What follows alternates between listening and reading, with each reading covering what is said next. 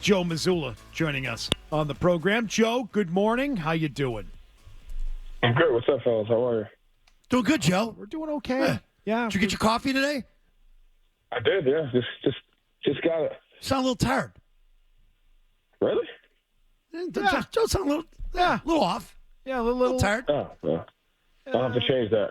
Okay. That's right. All right. Let's. I'll change that. What's up? What we got? How you feeling about the way your team is playing right now? We were just throwing all kinds of flowers at you guys for the last couple of minutes because it looks like a switch has been flipped, that the team is locked in, that things are going well right now. Yeah, I mean, things are going well. I mean, I love the way that we're playing. I like, the continued process of the things that we're doing that impact winning. I thought last night was a really good win, especially with having a few guys out, but guys stepping up and being ready to play. So we just got to continue to do that, right? Just got to continue to fight for those things, the process of the stuff that leads to winning. Yeah, no, Steve Kerr had addressed this too. Like when you guys played him back, a while ago, and who cares what Steve Kerr thinks, right? But he said, "Hey, we've been through this, and this team's going to be fine. Trust me." And he's talking to Celtics fans. What is the big reason, Joe, that really has got you guys playing the type of ball that we know you guys can play? I know you mentioned defense, but I just think it's just the ebbs and flows of the season, right? I mean, I thought, like I said, we got off to a great start this year in training camp during the regular season, and then we hit just a little bit of a rough patch, and sometimes it's a lot of things. It could be basketball related, it could be non-basketball related, but some of that was situational basketball, some of it was just detail, some of it was just execution. But I think just working through that, and even through that process, I liked our guys' mindset. From the standpoint of just taking the good with the bad, taking the ebbs and flows of the season, working through it, sticking together. And now you're kind of seeing the other side of that now. So we just got to fight to keep that up. You said sometimes it can be non-basketball reasons. Were there non-basketball reasons off the court that were impacting things on the court? Well, I mean that. I just mean life. I mean, life happens, So it's not anything serious or particular. It's just life. And, as you go through the ebbs and flows of a season, these guys are people. They're humans. And you have to be aware of that, and it's important. They have families, their dads, kids, so that's just a part of being a part of a team, being together and going through a journey together. It's just there's ebbs and flows to it, regardless. You've heard kind of Derek talk about that a little bit, and so that's just kind of what it is. Yeah, and you got the target on your back too. You're the defending champ. Do you sense an added stress on your team that they may be feeling or sensing? Not now, I don't feel any different amount of stress than it's been ever since I've been here with the responsibility to winning. And I don't really, I don't know, stress isn't the word that we use a lot. We use ownership and responsibility a lot. And so it doesn't feel any different than what it was like every single year. And it's going to be that way every single year because of the expectation, because of the responsibility, the ownership. But it's also our goal. So we're very open to talk about it. We play for the Celtics to win championships. And so there's always going to be responsibility and ownership. And we talk about that. So it doesn't feel any different than what it's felt like since I've been here as far as going after that. You invited Patriots head coach Mike Vrabel to practice the other day. Can you give us a scouting report or your first impressions of Vrabel? Yeah, I mean, it was cool. He was just there for staff meetings, just gave some insight into, his coaching philosophy, and then, obviously what he's learned as a player. And, we just got right to practice, so we didn't spend a ton of time as far as diving into that stuff, but it was just great to hear from him a little bit, great to have him around. Did you have him beat on Big Al a little bit, rough him up?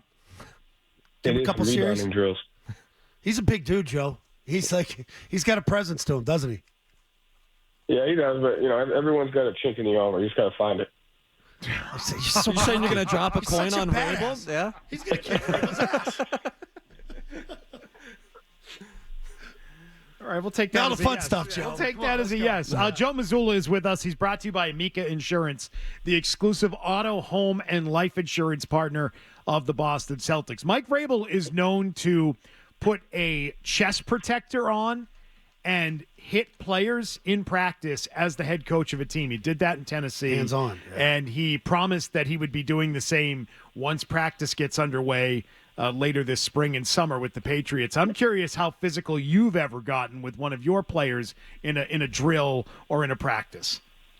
No, different environment, different culture. That is from a football standpoint. That's actually a really cool way to kind of, build your relationships with the guys and kind of connect with them. So that sounds like him, and it sounds like a really good idea. But I think in basketball is just a different environment. But we find other ways to try to connect with the guys. Do you getting back to basketball real quick here? Before we let you go, I want to ask you about Tatum. That this thing's starting to surface again about lack of respect. He doesn't get the recognition. I mean, what's this guy got to do, Joe? Well, he said it himself, by the way, in an interview with the Washington Post this week. He said that his resume, if you take away the name Jayson Tatum, gets a lot more respect than it currently gets. Yeah, I mean, I think you just what he has to keep doing, just keep playing the way he's playing. I mean, really keep playing the way he's playing. Allow the process to take care for itself, but keep being who he is as a person as well. I mean, he's right in the sense of what he's accomplished up to this point. Most people would trade for that.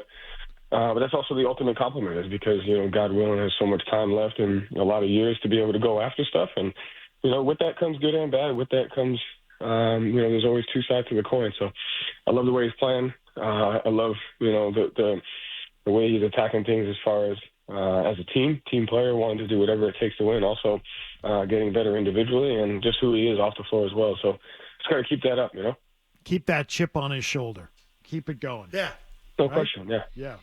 Yeah. I mean, I think you have to have that playing in Boston, right? I mean, I think that's a part of it, right? And the chip on the shoulder isn't anything. There's nothing wrong with that. It's not negative. It's just the way it is. And, we always talk about as a team, the opportunity that you have and the gratitude that we have playing for the Celtics. There's so many greats, and they accomplish so much over the years that when you play for this team or work for this team, you have an opportunity to go after those things.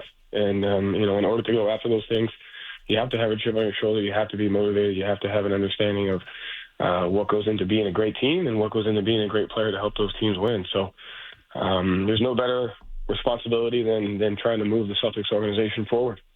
Did you watch Gladiator 2 yet, Joe? Oh, yeah, I did.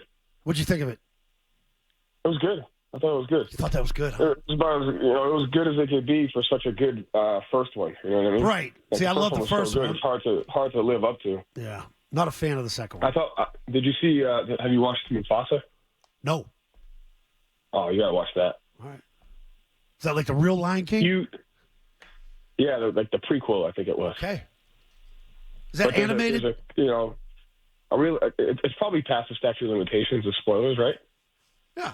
I don't know. My kids saw it in the movie theater the other day. They like it? They said it was just okay. Wow. Yeah. Come on. Then they were looking at it from the wrong perspective. Maybe they were. They're kids. I mean, there's a critical life lesson there, like within the first 20 minutes of the movie that has generated a ton of conversation in our household. Really? Well, Beatles kids like the snack box there. Like if I'm going to the movie theater, they want popcorn, extra butter, they want candy, and they want the slushy. Right?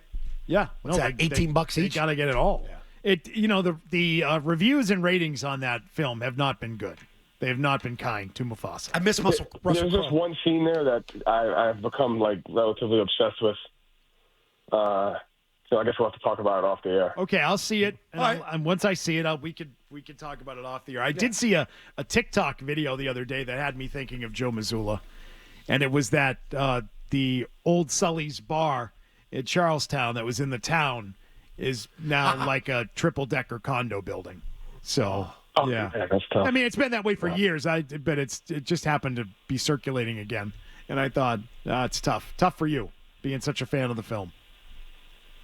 We need a curb episode of the day. That too. All right. How about the one when he goes to the Dodgers game? The